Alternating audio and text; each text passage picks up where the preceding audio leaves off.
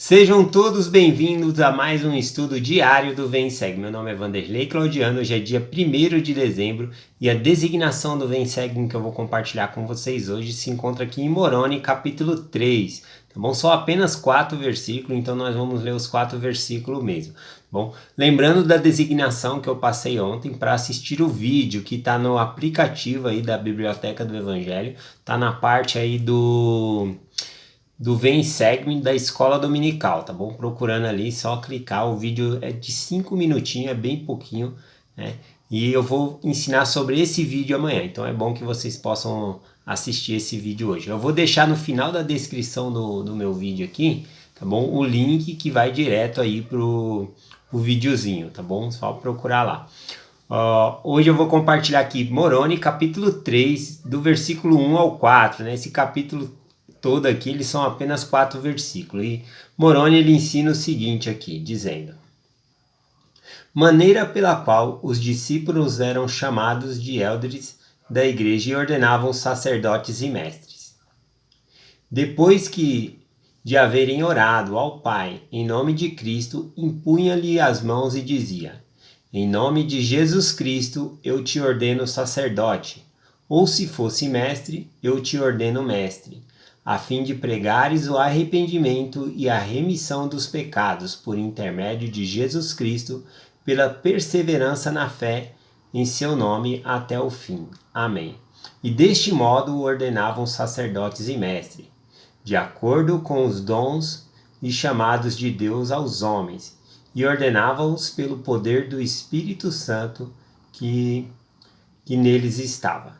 Bom, então aqui nós podemos observar que entre os nefitas eles tinham também ofícios dentro do sacerdócio, tá bom? E aqui é mencionado o ofício de mestre e o ofício de sacerdote. O que acontece, né? Esse ofício aqui de mestre e sacerdote não é o mesmo ofício que nós conhecemos hoje em dia dentro do sacerdócio arônico, tá bom? Os nefitas, eles não operavam por meio do sacerdócio arônico, eles operavam por meio do sacerdócio maior, o sacerdócio de Melquisedeque, né? Lembrando um pouquinho, né, de outras aulas passadas que nós tivemos, falando quando Jesus Cristo foi falar o nome da igreja, ele falou que para a igreja ser a igreja dele, precisava ter o nome dele e precisaria ter o evangelho dele. O evangelho de Jesus Cristo não muda, ele é eterno, não muda nada, né? Então, o evangelho de Cristo é ele ter vindo fazer a vontade do Pai, a expiação por nós. Depois vem fé, arrependimento, batismo, receber o Espírito Santo e perseverar até o fim. Então, essas coisas não mudam, tá? O evangelho de Jesus Cristo ele é eterno e não muda. O que muda é a estrutura na igreja, pode acontecer algumas mudanças. Por exemplo, nós temos aí, nós vamos ler mais para frente sobre a ordenança do sacramento, que era feita com o vinho, hoje em dia é feita com a água. Ou seja, por meio de revelação, foi mostrado a Joseph Smith que poderia ser feito com a água, o sacramento, né? Porque assim como o vinho representava o sangue de Cristo, o vinho não é o sangue de Cristo, mas o abençoado ele se tornava, né, o emblema do sangue de Cristo. A água também, quando ela é abençoada, ela se torna o emblema do sangue de Jesus Cristo. Então tem pequenas variações aí. Aqui nós estamos falando sobre o sacerdócio, a estruturação aqui, né? Por exemplo, hoje em dia nós temos a divisão entre 2 sacerdócios, o sacerdócio de Melquisedeque e o sacerdócio arônico. Bom, só que isso é uma divisão dentro do mesmo sacerdócio, só existe um sacerdócio, tá bom? É o sacerdócio de Deus, só que ele criou essa divisão para que ofícios dentro dessa divisão ajudassem a gente a se preparar para uma lei maior, para operar dentro da lei do Senhor, né? E avançando dentro do sacerdócio, tá bom? Então por isso que ele criou essa divisão, mas antigamente dependendo da época, aí não tinha essa divisão, como entre os nefitas, não tinha o sacerdócio arônico. Então, quando eles falam mestre e sacerdote, eram ofícios dentro do sacerdócio de Melquisedeque que eles possuíam. Dentro da igreja também existem mudanças por meio de revelação, inclusive nas ordenanças, né? Por exemplo, no templo, recentemente passou por algumas mudanças ali nas palavras das ordenanças. Para quem frequentava antes e frequentar agora, vai conseguir observar algumas pequenas variações que teve, tá bom? Outra coisa que teve na mudança no sacerdócio na igreja eram os rapazes que fazem idade, né, que vai fazer idade naquele ano, já poderiam antecipar e receber o ofício do sacerdócio, a qual ele poderia exercer ali. Na minha ala, por exemplo, com a pandemia que teve, né, e com a nova regra que a presidência da igreja formou por meio de inspiração, o que aconteceu? Temos uma família, né, que tinha um rapaz que iria completar 16 naquele ano, né? E com a pandemia e as capelas fechadas, a família estava sendo beneficiada somente com o sacramento ali uma vez por mês.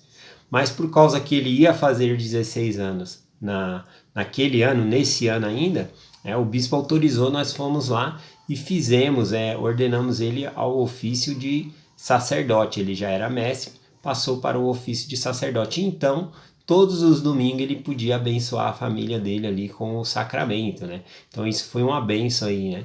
Então todas essas mudanças que vêm, né? Eu acredito que o Senhor já estava preparando para as coisas que viria hoje em dia, né? Por essa pandemia. Por exemplo, ele diminuiu o horário da igreja na capela, o vem seguem para trazer o estudo para dentro do lar. Então tudo isso foi uma preparação. Mas continuando aqui sobre o estudo, né? Eu vou compartilhar aqui uma parte da conferência de abril de 2018, tá bom? Quem foi o discursante lá foi o bispo Gerald Glauci, né? E ele estava falando de uma conversa que ele teve com um amigo dele. Eu vou ler o texto aqui porque é bem interessante, que fala sobre o sacerdote, tá bom? Sobre o sacerdócio. Diz assim, ó: uma conversa que tive com um amigo que não é membro de nossa religião. Ele ficou surpreso ao saber que qualquer homem digno de nossa igreja poderia receber o sacerdócio. Ele perguntou: mas quantos portadores do sacerdócio você tem na sua ala? Então eu respondi: entre 30 e 40. Perplexo, ele continuou: em minha congregação temos apenas um sacerdote. Por que você precisa de tantos sacerdotes no domingo de manhã? Intrigado com a sua pergunta, senti-me inspirado a responder: concordo com você.